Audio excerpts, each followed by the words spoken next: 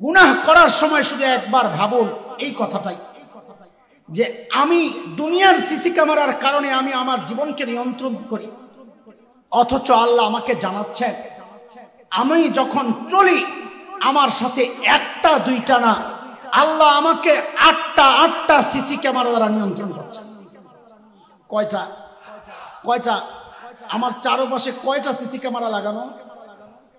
আমি তো CC camera বলেছি বুঝানোর জন্য, কিন্তু শরীয়তের পরিভাষা হচ্ছে, শব্দ হচ্ছে সাক্ষী।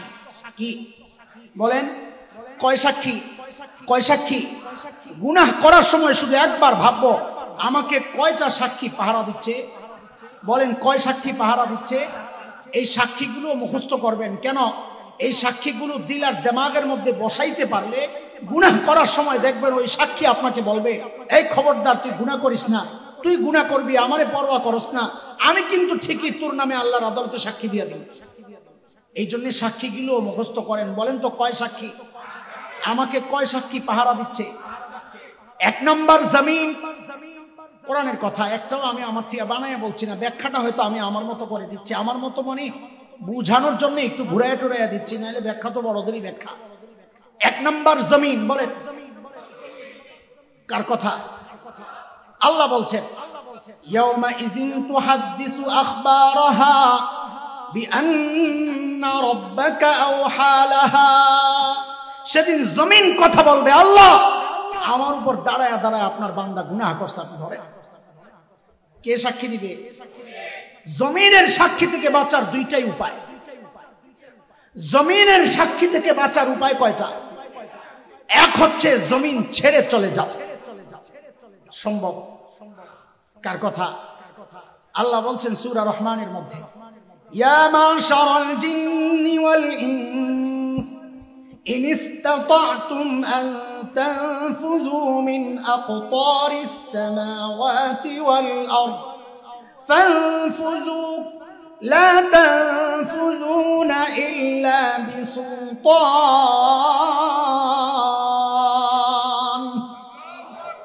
ও বান্দা, পারলে আমার এই আসমান জমিনের এই পরিধি থেকে তুই বের হয়ে যা। জমিনের সাক্ষী থেকে বাঁচার এই একটা উপায়, পারলে বের হয়ে যা, বাইরে যায় গুনাহ করেন, জমিন যেন সাক্ষী দিতে না পারে। আরেকটা উপায় হচ্ছে গুনাহ ছেড়ে দেয়। জমিনের সাক্ষী থেকে বাঁচার আরেকটা উপায় কি? গুনাহ ছেড়ে দেয়। কয় সাক্ষী গেল? বলে না কথা। সাক্ষী মোট কয়টা গেল? কয়টা? নাম কি? জমিন সাক্ষী দিবে। জমিন যেই জায়গায় দাঁড়ায় গুনাহ করতেছেন ওই জায়গা সাক্ষী দিবে আল্লাহর কাছে। এরপরের সাক্ষী 2 নাম্বার হাত, 3 নাম্বার পা। এটা কোরআনের সিরিয়াল, কিন্তু আপনাদের মনে রাখার জন্য আমি সিরিয়াল নিচের থেকে উঠাচ্ছি। জমিন 2 নাম্বার সাক্ষী হচ্ছে পা, পা কথা বলবে। 3 নাম্বার সাক্ষী হাত কথা বলবে। কয়টা গেল সাক্ষী? এই 2 সাক্ষী সম্পর্কে আল্লাহ বলছেন সূরা ইয়াসিনের মধ্যে, মালিক বলেন, আল-ইয়াওমা নাখতিমু আলা আফওয়াহিহিম ওয়া তুকাল্লিমুনা আইদিহিম ওয়া তাশহাদু আরজুলুহুম বিমা কানু ইয়াকসিবুন। হাত কথা বলবে, হাত, আল্লাহ এই হাত দিয়ে আমি গুনাহ করছি, আল্লাহ আমি সাক্ষী। পা কথা বলবে, আল্লাহ এই পা দিয়ে হেঁটে হেঁটে আমি যাই গুনাহ করছি, আল্লাহ আমি সাক্ষী। কয় সাক্ষী গেল? বলেন না। 1 নাম্বার, 2 নাম্বার পা, 3 নাম্বার হাত নাসাই, 4 নাম্বার কান সাক্ষী দিবে, কান। 5 নাম্বার চোখ সাক্ষী দিবে, চোখ। 6 নাম্বার চামড়া সাক্ষী দিবে, চামড়া। বলে 4 নাম্বার কি? কান। 5 নাম্বার কি? চোখ। 6 নাম্বার কি? চামড়া। কার কথা? আল্লাহ বলছেন সূরা হামিম আস-সিজদা, আপনি পড়েন 20 নম্বর আয়াত। আল্লাহ কি বলেন দেখেন, 20, 21, 19 নম্বর থেকে পড়েন, আরো মিলবে। আল্লাহ বলছেন, হাত্তা ইযা মা জাউহা শাহিদা আলাইহিম সামউহুম ওয়া আবসারুহুম ওয়া জুলুদুহুম বিমা কানু ইয়ামালুন। আল্লাহ বলছেন কান সাক্ষী দিবে কান, চোখ সাক্ষী দিবে চোখ।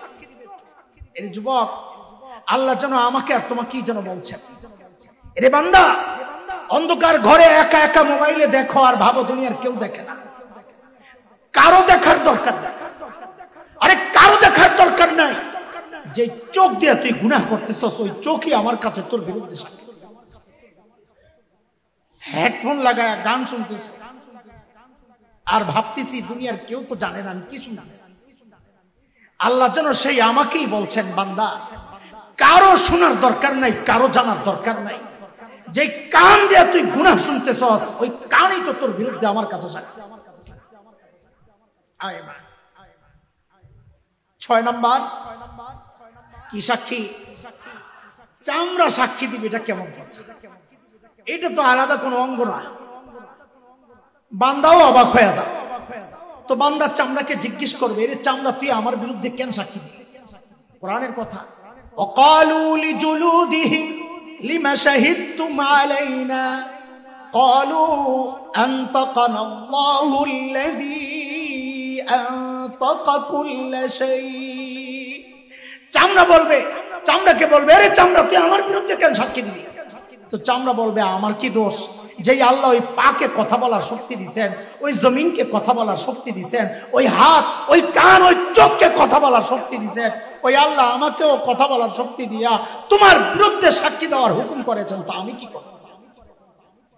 কয় সাক্ষী গেল বলেন? 1 number, 2 number, 3 number, 4 number, 6 number, 5 number, 6 number, 7 number.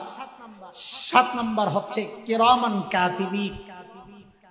কিরামান কাতিবিনের কথাটা বলার আগে একটা আপনাদের ভুল ভেঙে নেই। সমাজে এটা অনেকে জানেন, এমনটা ভুল এখানে নাও থাকতে পারে, এটা ব্যাপক ভুল। সেটা হচ্ছে, বলেন তো আপনারা কিরামান কোন কান্দে থাকে? বাম কান্দে। আর কাতিবিন কোন কান্দে? ডান কান্দে। এটা তো আরো উল্টে গেছে। আগে তো আমরা জানতাম, আপনারা বলতেন কিরামান ডান কান্দে থাকে, কাতিবিন বাম কান্দে থাকে। দোস্ত, কিরামান কাতিবিন কোন ফেরেশতার নাম না। এটা আমাদের সমাজে প্রচলিত একটা ভুল। কিরামান মানে সম্মানিত, কাতিবিন মানে লেখকগণ। কিরামান কাতিবিন মানে সম্মানিত লেখক ফেরেশতাগণ। এটা কারো নাম না। ডান পাশে যিনি আছেন তিনিও কিরামান কাতিবিন, বাম পাশে যিনি আছেন তিনিও কিরামান কাতিবিন। বুঝে আসছে কথা? বুঝেন নাই কথা? হ্যাঁ হ্যাঁ, এগুলো আমাদের বলার ভুল আর কি। কিরামান কাতিবিন কোনো ফেরেশতার নাম না, ডান বাম তো পরের কথা। এগুলা আমরা ব্যাপকভাবে ভুল চলে আসছে, আরো অনেক ভুল আছে, এগুলা আমি এই মজলিসে আর সেটা উঠাইতে চাই না। তো আমাদের প্রত্যেকের সাথে কিন্তু আল্লাহ ফেরেশতা লাগায় রাখছে। সূরা ইনফিতারের মধ্যে মালিক বলতেছেন, ওয়া ইন্না আলাইকুম লাহাফিজিন কিরামান কাতিবিন ইয়ালামুনা মা তাফআলুন। ওই ফেরেশতাও আল্লাহর আদালতে দাঁড়ায়া বলবেন, আল্লাহ আমিও সাক্ষী, আপনার বান্দা কি করছে আমি সব জানি। বাচ্চার উপায় নাই দোস্ত। বলেন আবার 1 number, 2 number, 3 number, 4 number, 5 number, 6 number, 7 number. সম্মানিত ফেরেশতা লেখকগণ। হ্যাঁ, কিরামান কাতিবিন বললেই হবে, খালি নাম মনে করেন না, এটাই হলো চলবে। 8 নাম্বার হচ্ছে আসল সাক্ষী। 8 নাম্বার না জিব্বার কথা বলা বন্ধ। 8 নাম্বার হচ্ছে প্রত্যেকের আমল নামা। কি? প্রত্যেকের আমল নামা। আমি বললাম এটা হলো আসল সাক্ষী।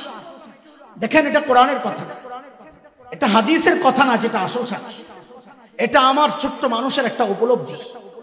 কারণ আমি লক্ষ্য করেছি সবগুলো সাক্ষী আমি বারবার পড়েছি, বুঝার চেষ্টা করেছি, উপলব্ধি করার চেষ্টা করেছি।